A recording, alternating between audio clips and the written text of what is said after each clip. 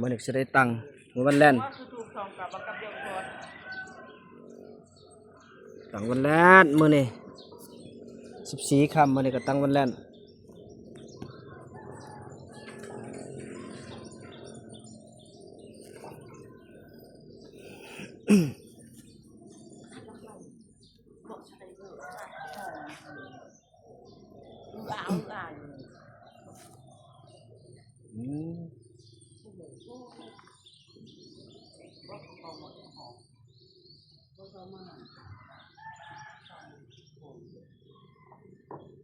เอาดอกอันนั้นมาเด้อ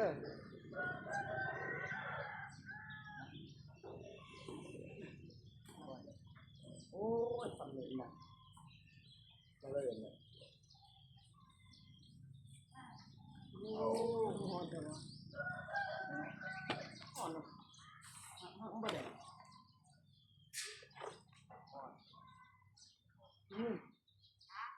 อะไรกินเลย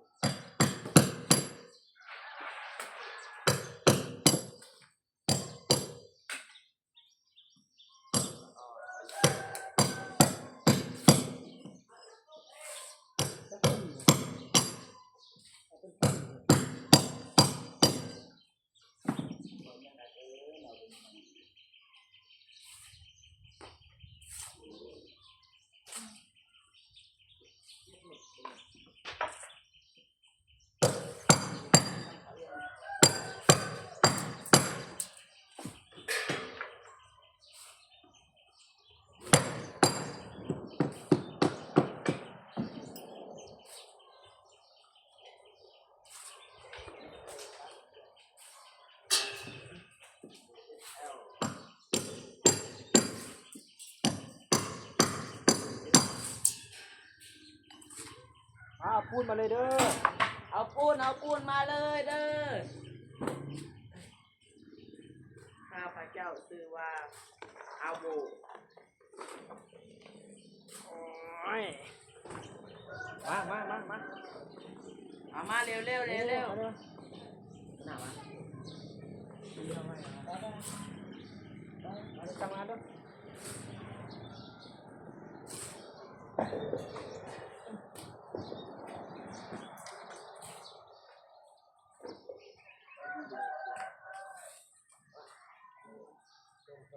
มีอย่างไปพูดไปพูด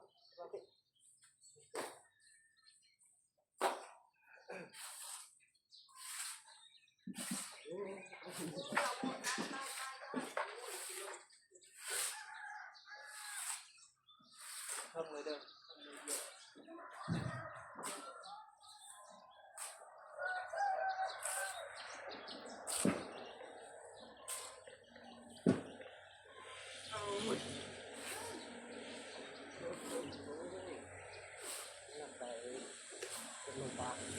7 โลฝ่าแล้ว8 โลพอนะลงที่ยกที่มันนะจะตั้งนี่ไอ้ไปเจ้าแม่นะแล้ววะโอ้กระเจี๊ยบไปเลยมาว่าไอ้จัวโอ้จับ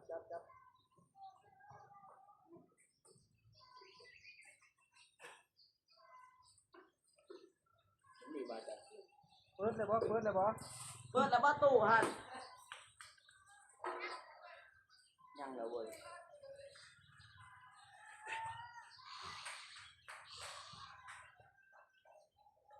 ความงามยอดสีทองเนื้อปลาเลย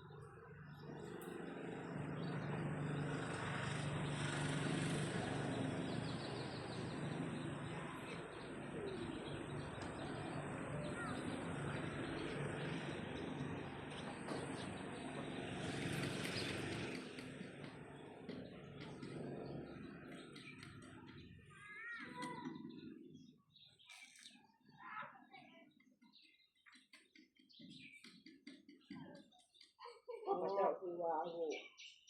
อะไร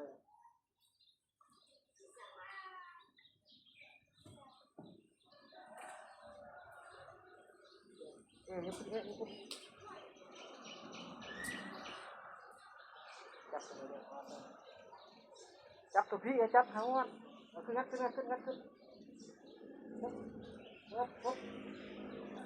ดันเลย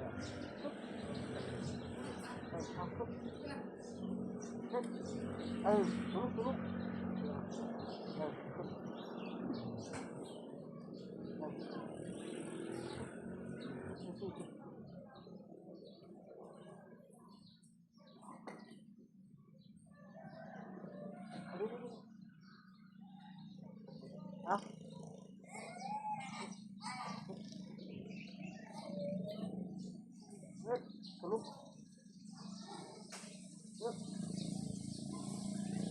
ลุกขึ้นเต้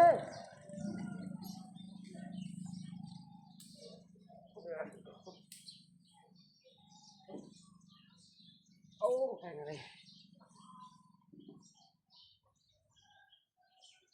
นั่นพี่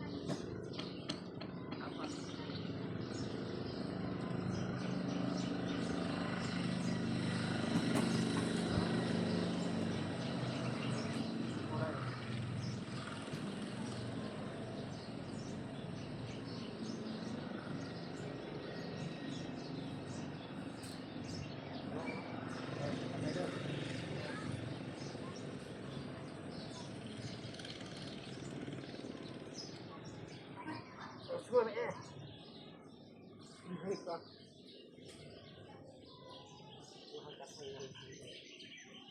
มันโยเลย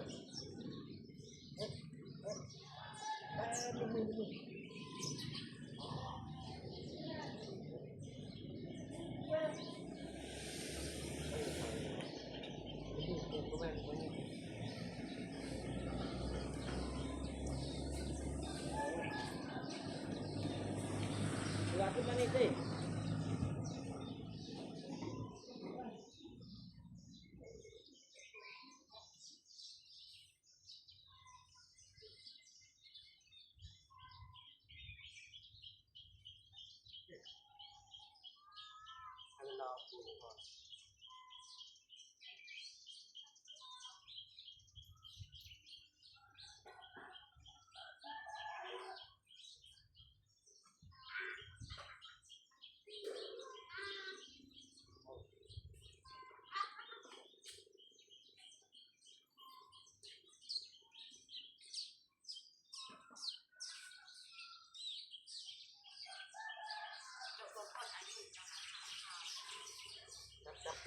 จับเลย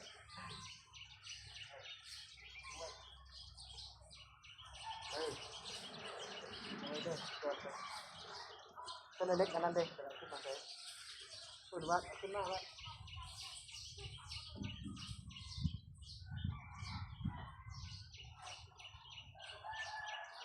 เล็กเอาว่าขึ้นมา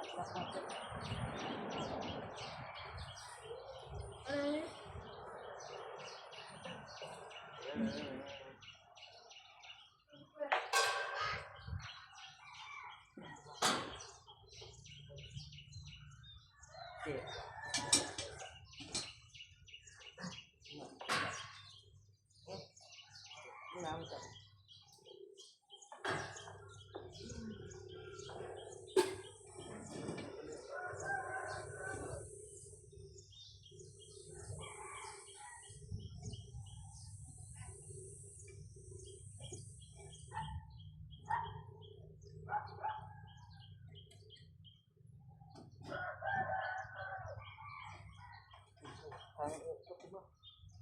ขาตัวนี้ นกก็ได้เนี่ยเขาเกี่ยวแล้วก็ได้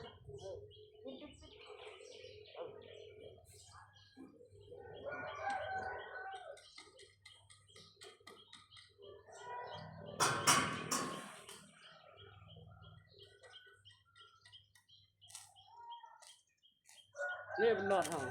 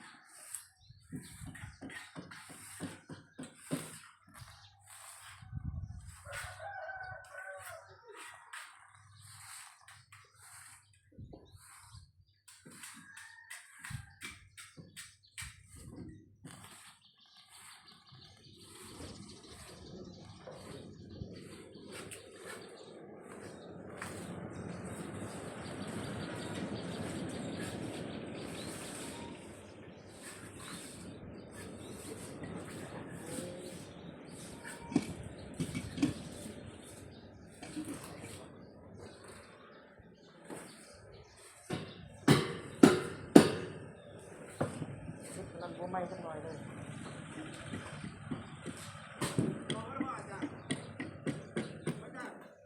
มันบ่ไหม้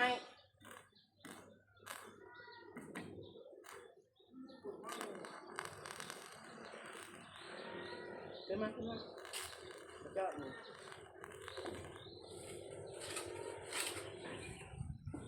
อันได้ฮะเอาไว้ยังก่อน ว่าแล้วเราบ่จอด มีแล้วเนี่ย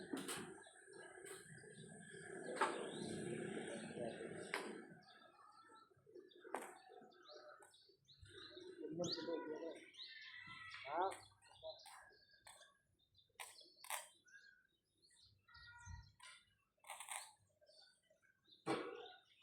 เอาเลยตัวนี้นะ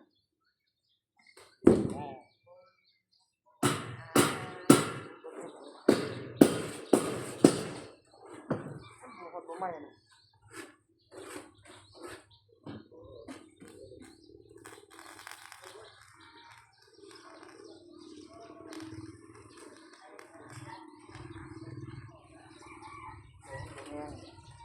ต่อคุณ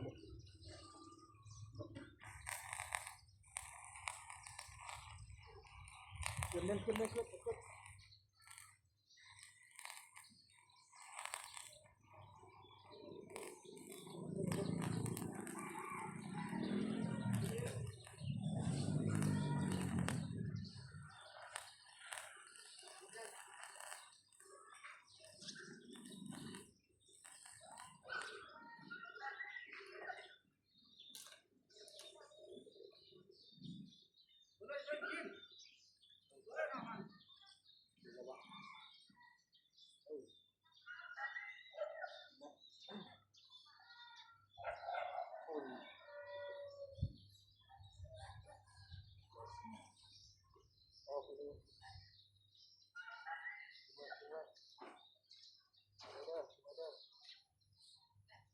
ไปเบิ้งไหมไปเบิ้งไหม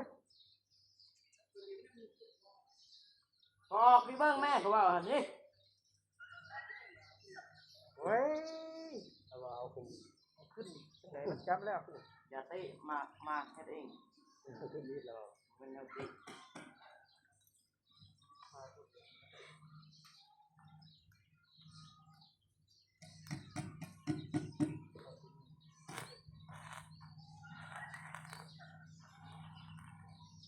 นี่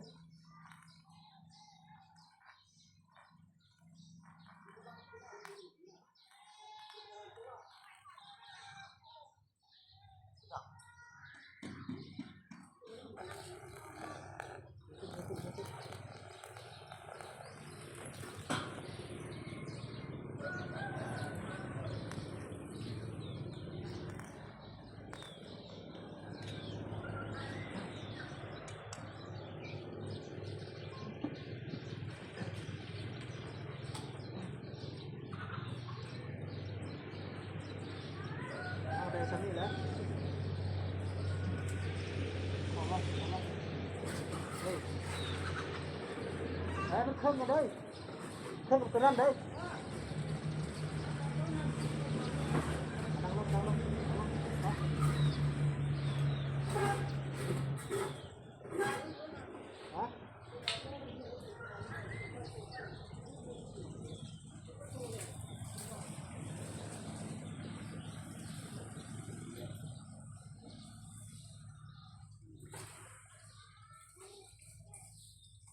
ฮะได้แล้วจะตั้งร่องในบนทึกอันนี้ตั้งร่องไงมันเทียงอันนี้ตั้งร่องเงี้ยงเบื้องนึงจะเฮ็ดร่องในบวกเคิงนี่จะสิเงี้ยงไปทั้งใดไปถามเนี่ยสิกับตั้มตัวนี้นี่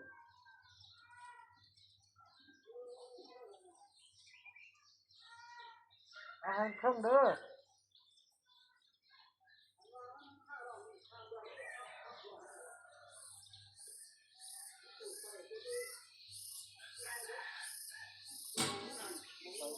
จับไปช่วยจับเอาลงมันบ่ได้จักบอลอันนี้นะเอาลง เนาะไปจับดีๆเป็นฮับได้จับมันฮ้อนจับมันฮ้อนจับอยู่ลูกจับปูนนี่เล็กมันฮ้อนมาเด้อลงไปลงไปลงไปจะไปจับเล็กเด้อฮ้อนเด้อจับปูน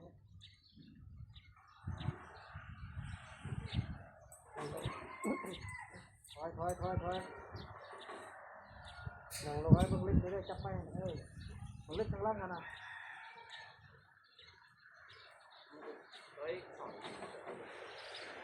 ลงไปลง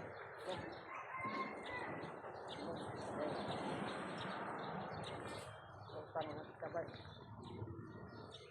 ตั้งลงมัน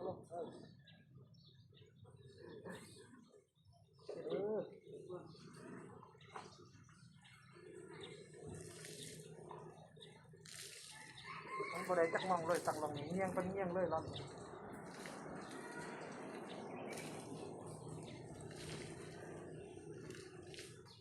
โอ้มันเป็นความตั้งอะไรเป็นอันนี้แหละ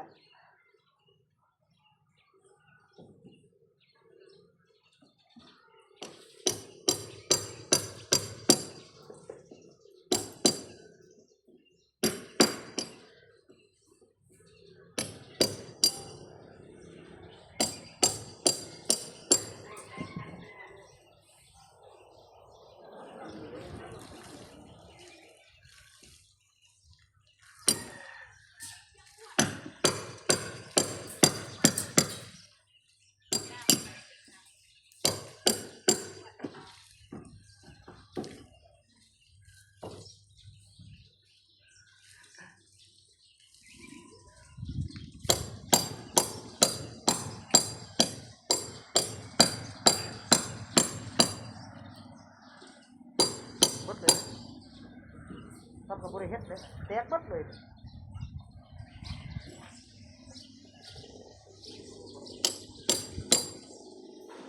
มาได้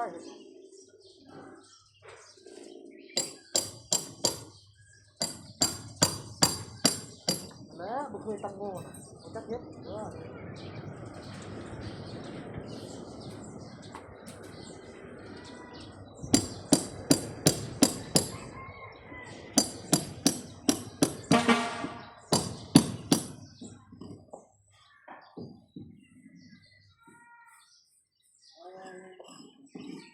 ช่วยมันหลอดเลย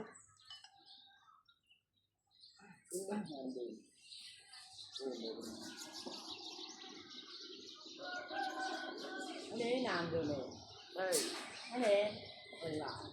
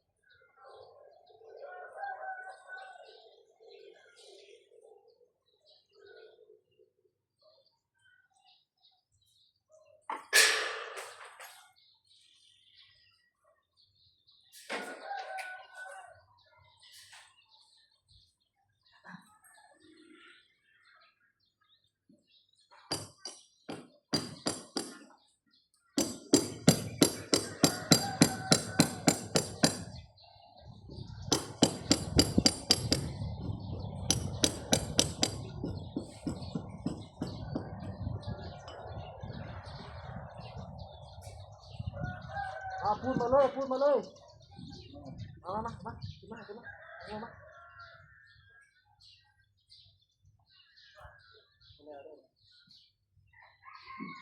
ตำเบิ้งนึงสูงเบิ้งนี่สูงเบิ้งนี่ตำวัง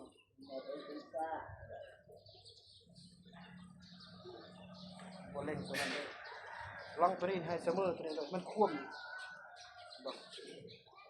เพื่อลองตัวนี้ข้างกลางนี่ออกมาทั้งสีลองตัวข้างกลางนี่ต้องได้เพื่อออกมาทั้งกลางลงมาเลย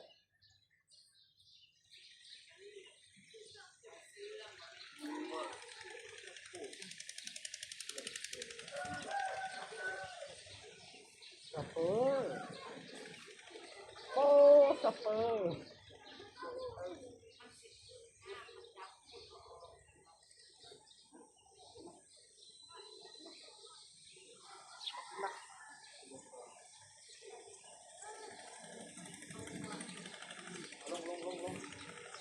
นี่เล็กปะแล้วได้ปะฮะ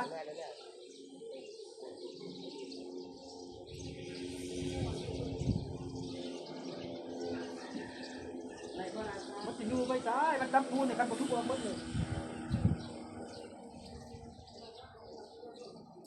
ไอ้มันเครื่องกับตัวนั่นเด้อฮะ เอารถมัด สิมัดกันยังจอดใส่ตีนมานี่นะ ตกแรง อ้าวมาแบบบอกอ่ะ ปิดตู้ปิดตู้ปิดตู้ ไม่ไหว โทรศัพท์เอ๊ะโทรศัพท์คิดโทรศัพท์เฮ้ยไปปิดไปเด้อใส่ถุงเกลือไว้ ปิดอะไร